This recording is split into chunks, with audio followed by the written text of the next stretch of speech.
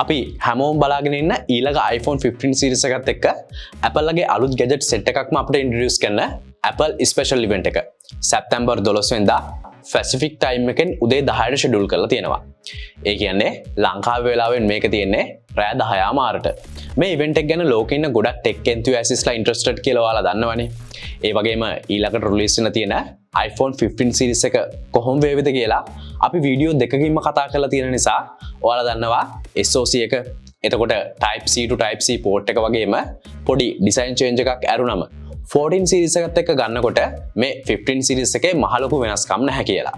මහලොකු වෙනස්කමක් නැහැ. ඔන්න ඔය මහලොකු වෙනස්කමක් නැහැ කියන එක මේ Apple කියන ලොකු කින්ඩම් එක කඩාගෙන වැටෙන්න හේතුවක් වෙලාද? දැන් ඔයාලට හිතෙනවා ඇති මොනවද මේ iLanka කියන්නේ මේක වෙන්න පුළුවන් දෙයක්ද කියලා. මොකද මම අපේ channel එකෙම කතා කරලා තියෙනවා $1 trillion company එකක් විදිහට මුලින්ම list down වුණ Apple ලගේ financial stability එක ගැන. හරි. ඒ කතාව ඇත්ත. ඒත් මම මෙහෙම කියන්නේ මොකද කියලා අද වීඩියෝ එකෙන් අපි බලාගමු. iLanka. Spark the explorer inside you. හරි. මුලින්ම කියන්න ඕන Apple ලට එයාලා දාගෙන හිටපු $1 trillion ඔටුන්න මේ අගෝස්තු මාසේ පටන් ගන්නවත් එක්කම ගලවලා පැත්තකින් තියන්න උනා. මොකද එයාලගේ මාකට් වැලියු එක දවසකින් ඩොලර් බිලියන 160කින් අඩු වෙලා ඩොලර් ට්‍රිලියන 2.85ක් වෙනකන් අඩු වෙලා තියෙනවා. මාකට් ඇනලයිසර්ස්ලා මේකට හේතුව විදිහට ගෙස් කරන්නේ Apple announce කරපු එයාලගේ පහුගිය ක්වාටරේ revenue එක 2022 ඒ ක්වාටරයකට සාපේක්ෂව 101.4කින් අඩු වෙලා තියෙන එක.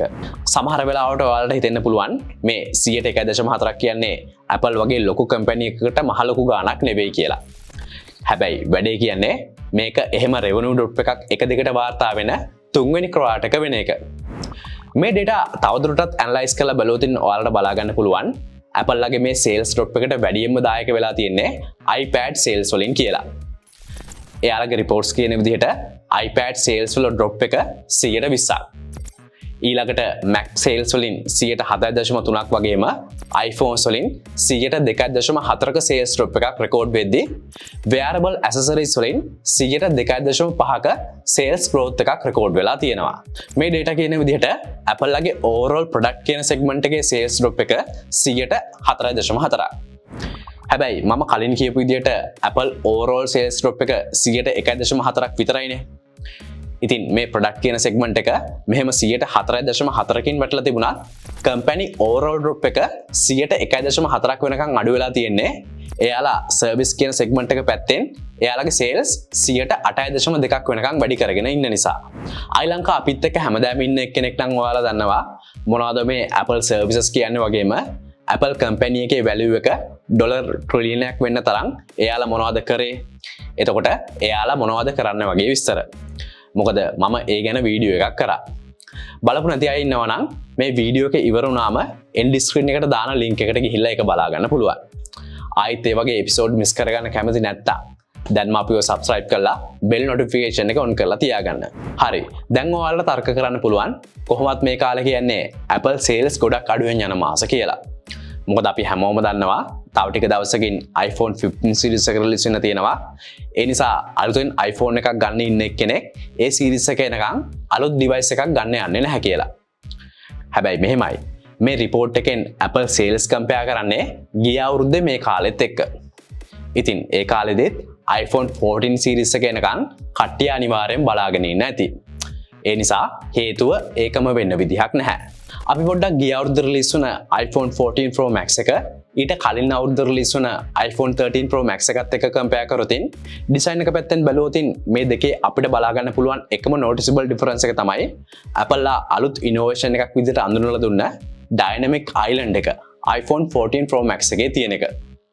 ඊට අමතරව අපිට එකපාරටම අඳුන ගන්න අමාරු වුණත් නිකන් මැනලා වගේ බැලුවම පේනවා 14 Pro Max එකේ camera island එක 13 Pro Max එකට වඩා පොඩ්ඩක් ලොකු වෙලා ඝනකමනුත් පොඩ්ඩක් වැඩි වෙලා තියෙනවා කියලා.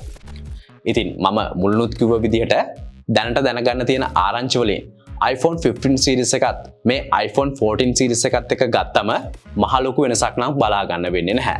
ඒත් Android පැත්තෙන් අපි පහුගිය කාලේ දිහා පොඩ්ඩක් බැලුවොත් අපිට foldable වගේම flip smartphones බලා ගන්න පුළුවන් වුණා.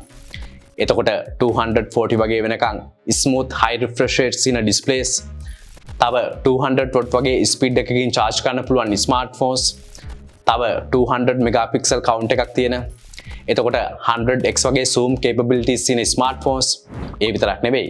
සමහර වෙලාවට ඔයාලට පොඩි gimmick එකක් වගේ හිතුණත් ලස්සන වගේම වෙනස් transparent back එකක් එහෙම තියෙන smartphones එහෙමත් අපිට Android smartphones ලෝකෙදී ඕන තරම් හොයාගන්න පුළුවන් වුණා.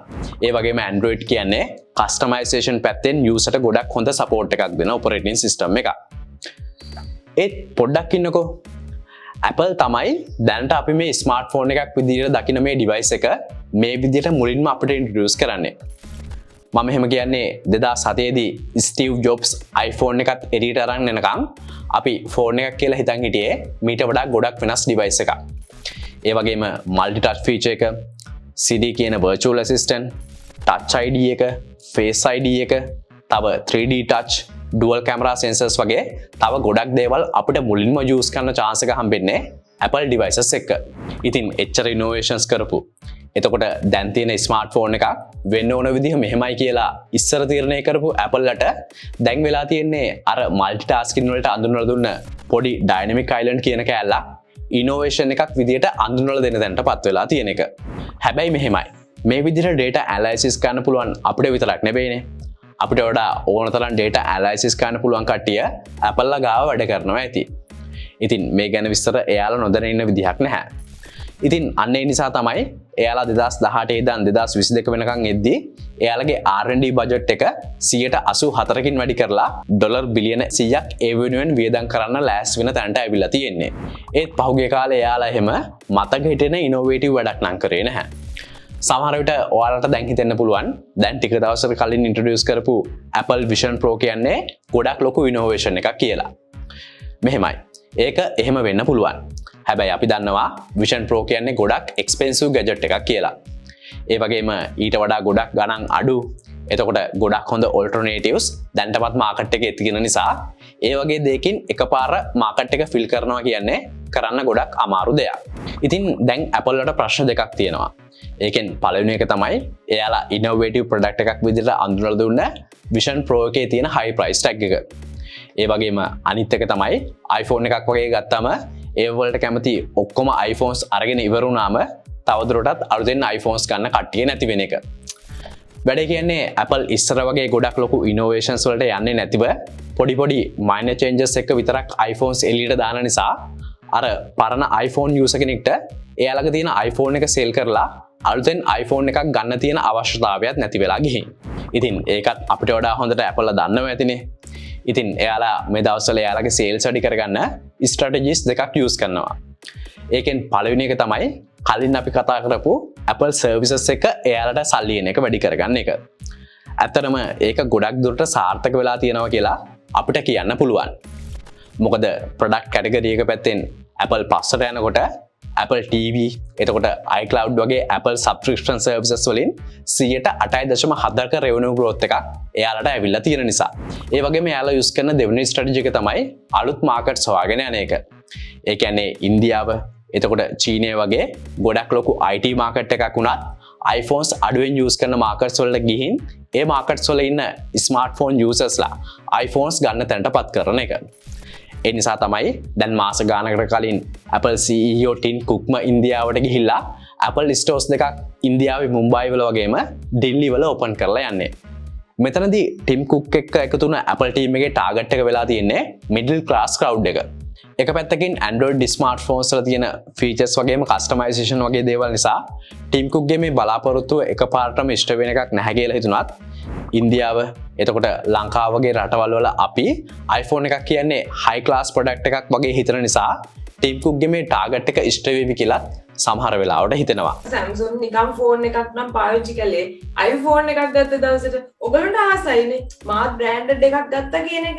එහෙම අරමුණු තියෙන්න ඕනේ. නැතුව මේ අපෝ iPhone මොනවද? එහෙම කියන්න එපා. ඒ කියන්නේ ගන්න බැරි කට්ටිය. අපි එහෙම නෙමෙයි. හරිද? අපි කරන්න ඕනේ මොකද්ද? අපි බ්‍රෑන්ඩඩ් දේවල් වලට යන්න ඕනේ.